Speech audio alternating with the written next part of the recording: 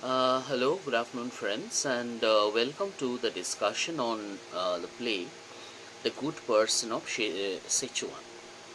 Now, um this is all we know that there is a play written by Bertolt Brecht, and this is first enacted in 1943 at the in Switzerland, and later it was published in 1953. Now, first of all, that this play has used the structure of a parable. Now, what is a parable? A parable is like a moral fable, which is structured in the format of a fictitious story with a moral attached to it. And what is the moral about? I mean, something which adheres to Christianity, because Jesus Christ used the same format in his Gospels. It's a popular form of telling the stories, and through the stories, um, I mean, imparting the moral and religious values. For example, you find this Kathamrita by Sri Ramakrishna, where you find the tales told by Sri Ramakrishna uh, about some moral paths which are to be followed. So it's a similar pattern, the parable. Now, what is important here to note that as we know that Brecht is a strictly a non-believer, an atheist, and his beliefs are strongly grounded in the principles of dialectical and historical materialism. This is a fundamental concepts of Marxism. And as Brecht has himself stated in his doctrines of theatre, that he wants his theatre to be an instrument of change or the social transformation. That is what Brecht has stated in his short organum for the theatre that we have already discussed. Now, in the short organum for the theatre, on the one hand, he says that theatre should be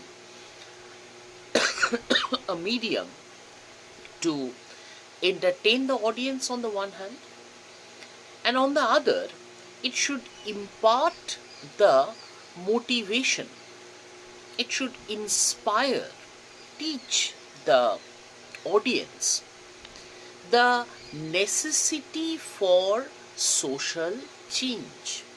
And by change, Brecht did not imply reform. Instead, he wants to transform the social structure completely. Now, here, this parable, which is the story, which is structured like a parable, seems to be ironical, because on the one hand, it renders the problems of following the conventional paths of morality as instructed in the religious scriptures, religious texts on the one hand, in order to survive in this capitalist world. And secondly, he also renders the futility of divine intervention. So, by using this structure, Brecht, on the one hand, he exposes the futility of capitalism as a political and social system, and on the other hand, he also exposes the futility of vain belief in the anticipation of a possible divine, possible or prospective divine intervention. So these two are the two issues which Brecht has successfully refuted in this particular play. Now, when we look at this history of this play was originally called, Brecht planned to call the play The Product Love. In German, it's called Die wahre Liebe. That is, love as a commodity. Now, this is perhaps keeping in mind the role of the prostitute who has to sell her body and is compelled to love, quote unquote, love his customer in terms of money, in exchange of money. So that is love, which is, often eulogized often praised as a sort of divinity, as something like a divine manifestation, has also been commodified in this capitalist world. So that is particularly the concept behind this original name which Brecht planned to give it to the play. Now, this play is based on the life of a young prostitute, Shen Tei, and it is actually performed in the background of the Chinese city, Szechwan. So that's why good woman of Szechwan or good person of Szechwan. And what we have already mentioned, that this play is about the problems of being good, quote unquote good, in a world which is hostile to goodness. So this question which may arise, that is Brecht trying to say that goodness is an outdated concept? Is it what Brecht is trying to say? But if we have a closer look into the play, we can understand that Brecht's point is not to say that being good or being or loving others is they are futile concepts. Instead, he has actually tried to say that how is it difficult to survive in a world which is hostile to goodness. So what is necessary? The necessity is to change the world, not to change yourself. Do not be a victim of the system. Instead, one should try to change and transform the system. For example, it actually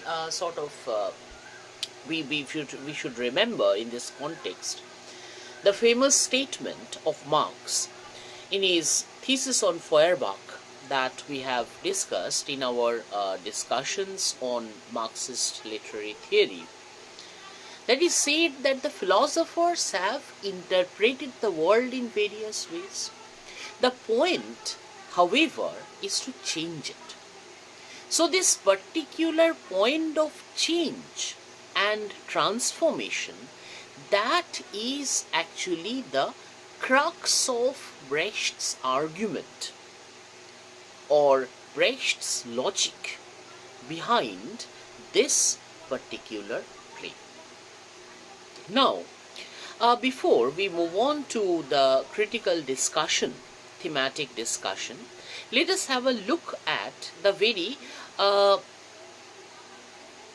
actions in the play, or what happens in the play in a summarized form. Just let us look at the story, quote unquote story, or the plot of the play. Now, when we look at this particular play, we find that the play opens with Wong, a water seller. And this character is interacting with the audience directly about that he was waiting for, in the city outskirts, he was waiting for the appearance of gods.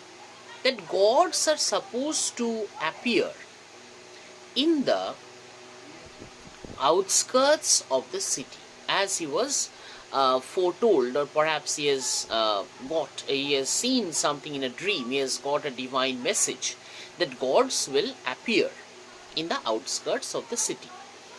Now, what is important here to note, that Wong interacting with the audience, so that particular technique of direct interaction with the audience is part of Brecht's alienation effect, or the employment of Brecht's famous alienation effect.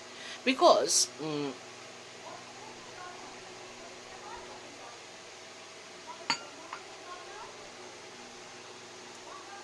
what Brecht intends to say, that the audience should not get involved in that particular action.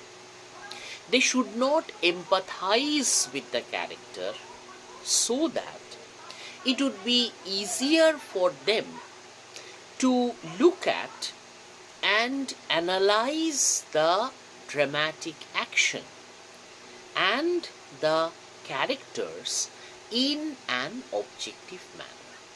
So that particular technique of alienation is being used by Brecht in almost all of his plays. So he was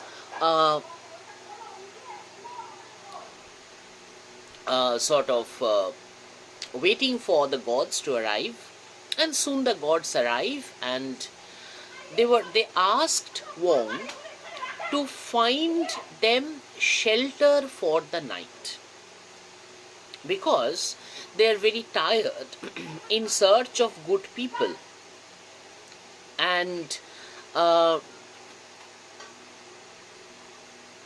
who would be following their principles.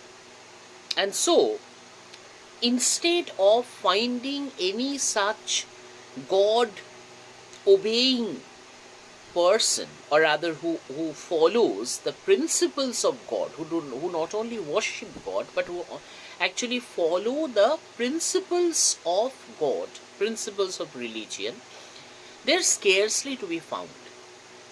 They are nowhere to be found. So gods are feeling very tired. So something really sort of humorous about the fact that gods are very tired and looking for shelter at night. Now this is, on the surface, it seems to be hilarious, seems to be very humorous, very funny. But it has a deep philosophical significance, that in the capitalist system, although people worship God, the majority of people, they claim to believe in God, they do not believe in the divine principles. So therefore, gods have to search for shelter at night.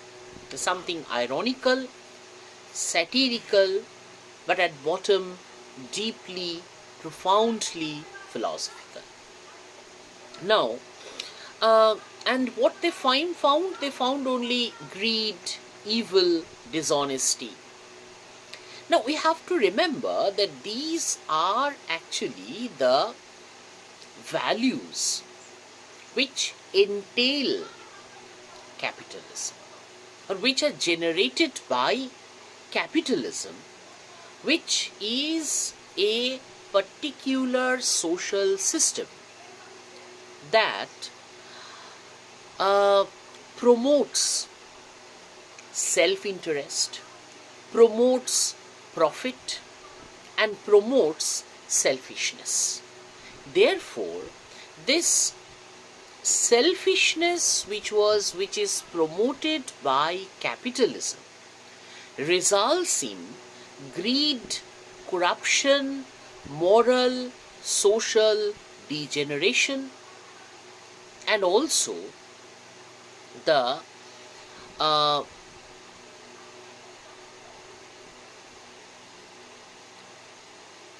dishonesty, personal dishonesty. But Brecht's question was not only to show the decadence of capitalism, but at the same time, this problem of showing that how good people are victimized by the system. So on the one hand, the futility of the system itself.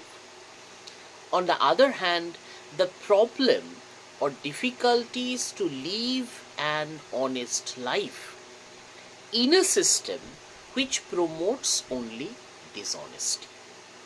So that is what Brecht is trying to say. Now, finally, the experience of gods that also become similar when they reach Szechwan, and finally they have found a refuge in the house of Shente, the prostitute, who has given them shelter. So, there is something ironical that a prostitute is conventionally considered as immoral.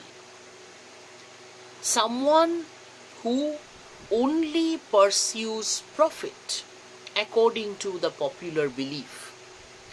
But in this case, the so-called quote-unquote moral, honest, quote-unquote honest people, the socially recognized honest people, when they refuse to provide shelter to gods, Shente, the prostitute, who is conventionally socially considered as degenerated, as immoral, as only a profit monger, she is providing shelter and help, extended her help to the gods.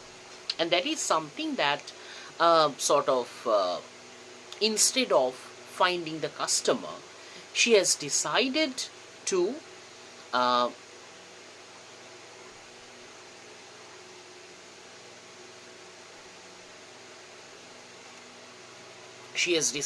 help the gods. Now this also made her action, that the gods seeking refuge to a prostitute, that also baffles the water seller Wong, who has got this divine instruction, who has first got the divine instruction. Now, when she helps God, she is rewarded for this. What is the reward? That gods give her money and she buys a humble tobacco shop. Now, this is also something like following this very common pattern: virtue rewarded, vice punished. So, virtue rewarded, Shente was rewarded by the gods. So up to this, it has the structure of a conventional parable. So gods come to test a human, the human pass the test and gets the reward from gods. So that is what this particular parable goes like. Now the twist or the change comes after this. What is the problem? The problem is that since Shente is a good woman of Szechwan. Who is the good woman of Szechwan? That is Shente. Since she is extremely good woman and a woman of very simplistic nature, so she easily falls as the prey to the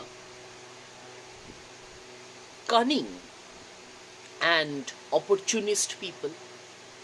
She has promised so many things to many people, and so many people come to exploit her. So this tobacco house has been transformed into a poor house, and she has to face legal problems because the criminals, all these criminals and degenerated people come to visit the poor house, tobacco house, and they begin to exploit her. Now, in order to avoid this problem, since she became compelled to avoid this particular problem. Now, how to avoid that?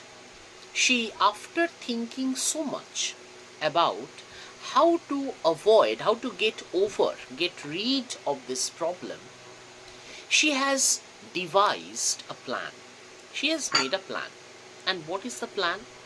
She introduced her, or rather we can say invented, a fictitious cousin, Shweta, as the protector of the tobacco house. So Shweta, he does not exist in reality. He is only a fictitious character invented and devised by Shente in order to protect her tobacco house from the criminals, dishonest and opportunistic people. So that is what Shente has done.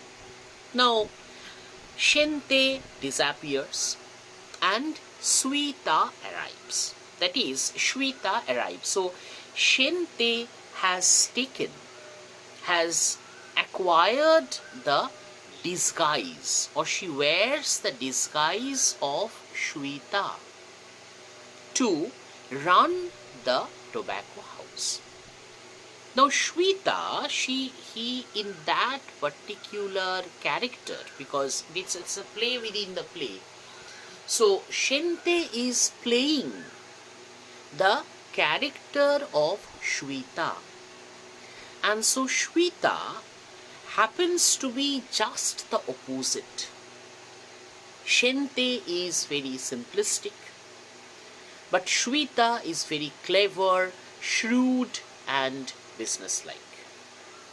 Shente is very generous, Shweta is very practical.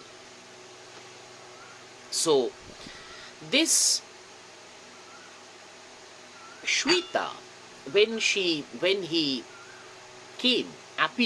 arrives, and Shente disappears, Shweta has handled the situation well, and soon the tobacco house has been transformed into a full-scale tobacco factory with so many employees. So what was the difficulty? So, and meanwhile Shente when she leaves off her disguise and became Shente, he met an unemployed male pilot, that is young Sun, and she falls in love with that person. But instead of responding to her love, young Sun only uses her for her personal benefit and abandons Shente when she is pregnant with his child, when she gets pregnant. So that is also this typical situation of the exploitation of a woman by those opportunistic, chauvinistic and dishonest males. Now in that situation, one day one of the employees, he happens to hear Shente crying inside the room. He heard the voice of Shente. But when he actually enters the room, he found only Shweta, because it is actually Shente who was disguised as Shweta, but she was crying in a female voice. So that particular problem, that particular sort of discrepancy was caught by one of the employees. So he was surprised and he thought that Shweta has perhaps done some harm to Shente, and Shweta is accused and charged of murdering Shente. So just try to understand this, how problematic is the situation. She is being accused of murdering herself. And because in the room of Shweta, definitely the police and those people, they have found the clothes of Shente, because she's disguised as Shweta, and so she's taken to court. And in that particular court, the gods appear as disguised as judges. And so Shente says that she would make the confession, tell the truth, that she herself is Shente and not Shweta, and Shweta is only her disguised form.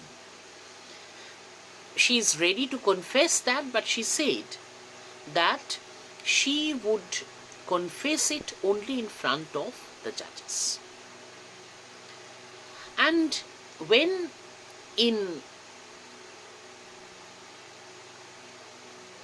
she confides to the judges alone, the gods are in a dilemma.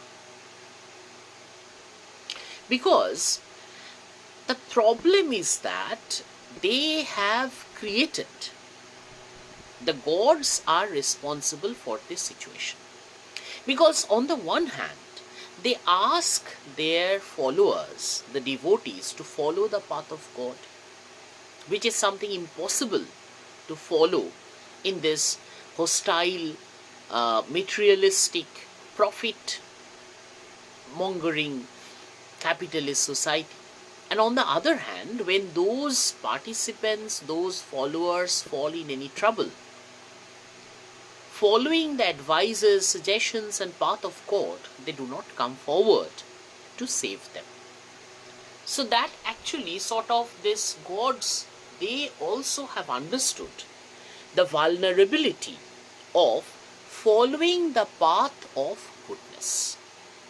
So finally, there was a deus ex machina.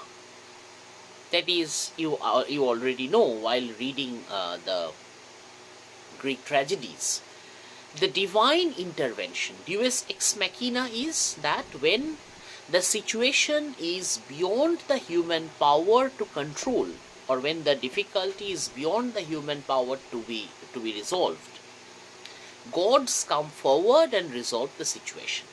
So it's a divine intervention that is called the deus ex machina, that we same found in, say, in case of Mahabharata, when Draupadi was harassed by Dushashan and Duryodhan, Lord Krishna comes to save her. So that is something that is called deus ex machina. So Shente was saved by the gods, by this divine intervention. And at the end of the play, the narrator, it actually throws the question to the audience. That is, to figure out that how a completely good person would be able to survive in a world which is completely hostile to his or her living. So something which is left to the audience. Although Brecht has used the structure of a parable, he did not want to burden his audience with any explicit moral suggestion or any explicit moral preaching. Instead, he left the matter to the audience to decide what is to be done.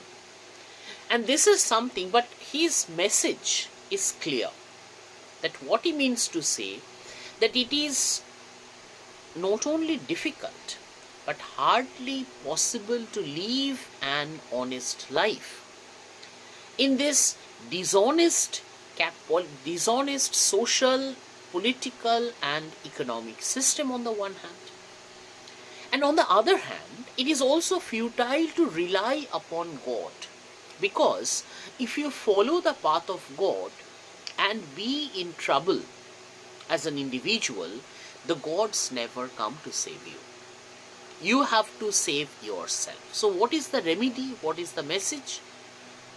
So in order to restore goodness, in order to make this world habitable for the good people, you need to change and transform that system. So that is the message that Brecht intends to give through this particular play, Good Woman of Szechwan.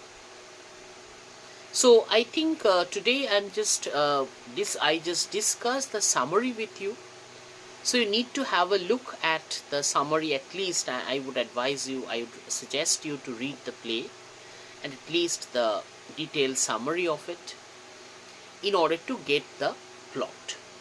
And after this, after you are acquainted with the plot, we'll proceed with a thematic and structural analysis of the text. So thank you so much. Thank you for your patience. Thank you for being with me.